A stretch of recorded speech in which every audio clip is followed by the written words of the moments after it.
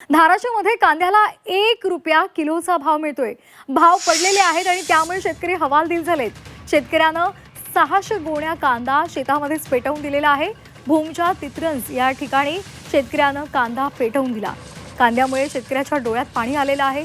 बाजारभाव मिळत नाही, अवघा 1 रुपया मिळतोय आणि त्यामुळे अतिशय त्रासलेल्या या शेतकऱ्यानं टोकाचं पाऊल उचललेलं आहे। त्याने आपल्या शेतामध्येच हा सर्व कांदा जाळून टाकलेला आहे, कारण यातून पैसे मिळणं तर दूरच, मात्र पदरचे पैसे घालून हा कांदा विकावा लागतोय आणि त्यामुळे हाती काहीच लागत नाहीये आणि त्यामुळे त्या संतापातून या शेतकऱ्यानं हे कृत्य केलेलं आहे आणि आपला संताप, आपला आक्रोश सर्वांसमोर मांडलेला आहे।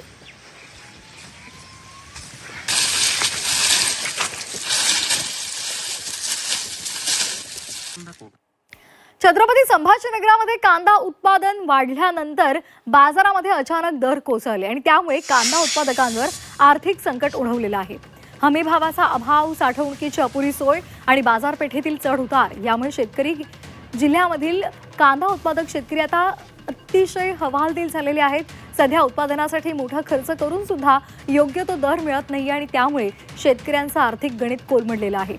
सध्या कृषी उत्पन्न बाजार समितीमध्ये कांदा उत्पादकांना प्रति क्विंटल सरासरी 100 ते 150 रुपये इतका दर मिळतोय। त्यामुळे कांद्याला हमी भाव जाहीर करावा अशी मागणी शेतकरी करत आहेत। शासनाने काहीतरी अनुदान जाहीर करावं, कांद्यावर काहीतरी निर्यात करून काहीतरी थोडेफार शेतकऱ्याला द्यावं।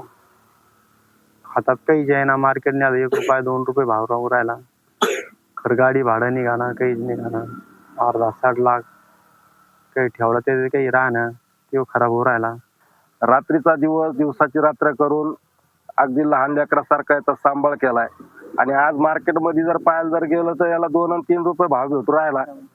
उत्पादन खर्च जर विचार केला तर 4 ते 5 रुपये प्रति किलो याला खर्च झालेला आहे, उत्पादन खर्च। मग जगायचं कसं?